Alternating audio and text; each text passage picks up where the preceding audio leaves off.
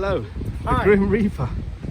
No, it's not a Grim Reaper at all. What I'm doing is I decided to follow every government COVID regulation I can. So I'm wearing my mask and my gloves as I'm supposed to, and I have a social distancing stick to make sure nobody gets within 2 metres. Okay. It's not my fault that some people think this looks rather alarming. But I'm trying to reassure people actually. I'm trying to convince people that the government knows best for us, and when they read these rules, they're not trying to spread fear. Right. So if anyone comes close, off Yes, with their head. You can trust the deep state absolutely, and they love us deeply, and we should obey them mindlessly. It is so much easier when you stop thinking and believe whatever they tell us. Is that sarcasm? For instance, did you know that COVID have little wristwatches?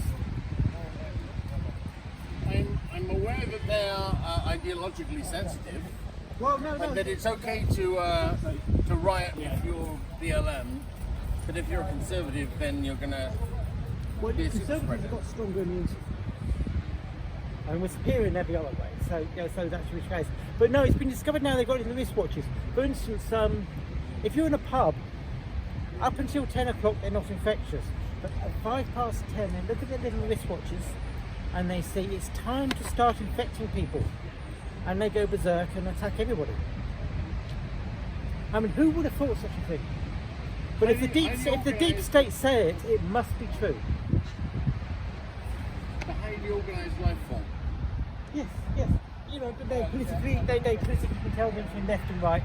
So why should they not be tell them between 10 o'clock and 11 o'clock? Now, I just thought that the courtesy of the second wave of viruses, that is that the first wave, sine wave, and we expected the second wave to happen now, and the second wave is happening now, but it's not killing anybody. Which is very, very nice of them. I thought, it's apparently this is partly because obviously it's a geriatric cull, and all of the old people who were about to die have been killed off by it. So the ones that are hanging on now are the crusty old ones, and nobody's dying. Most of the people who are dying are old, but not even the old are dying anymore from it. So it's now a fairly widespread but shallow thing. And obviously the problem is that you have to make sure that the cure isn't worse than the condition. So it's like there are fewer road traffic accidents because there are few people on the road, more suicide and alcoholism and depression. And there are loads of people who didn't go to their cancer or heart session with a doctor and have died because they won't go into a hospital with COVID because it's a codependency. But mostly blood pressure. Like blood pressure is a real strong, it's very strongly associated with popping your clogs from COVID. But again, nobody dies from influenza. You die from pneumonia.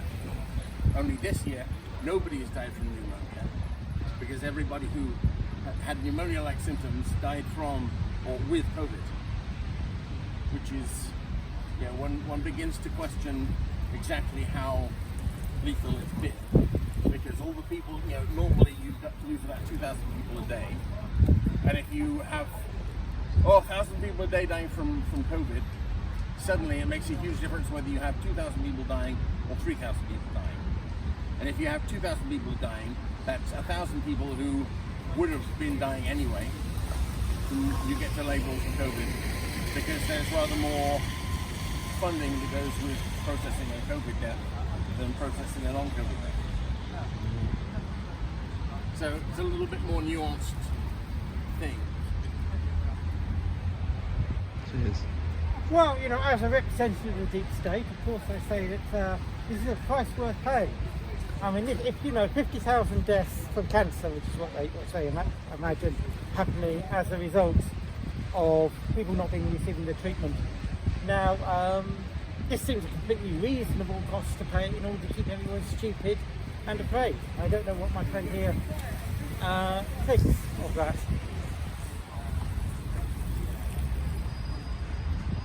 I was putting forward the argument that since I'm representing the deep state today, Yeah, obviously. Deaths and all that sort of thing, I was just saying, that 50,000 excess deaths a year from people not receiving their cancer treatment. In my view, that's a price well worth paying to basically keep people from listening to right-wing conspiracy theorists. Oh, for the additional control. And, obviously... It's all for their own good in the end. Well, obviously the tax base, once somebody is 81, I believe the average age of death is 81, which is actually higher than the normal life expectancy. But these people, after a certain point, they start becoming a burden on the state again. So you're losing all these 50,000 people, average age 81, who would be presenting the state with a price tag for their medical treatment. Point taken. You see, everything the state does is for our benefit. So stop thinking. The short thing is stop thinking, stop worrying, and you will live a stress-filled life until such a time the state decides that it's time for you to die.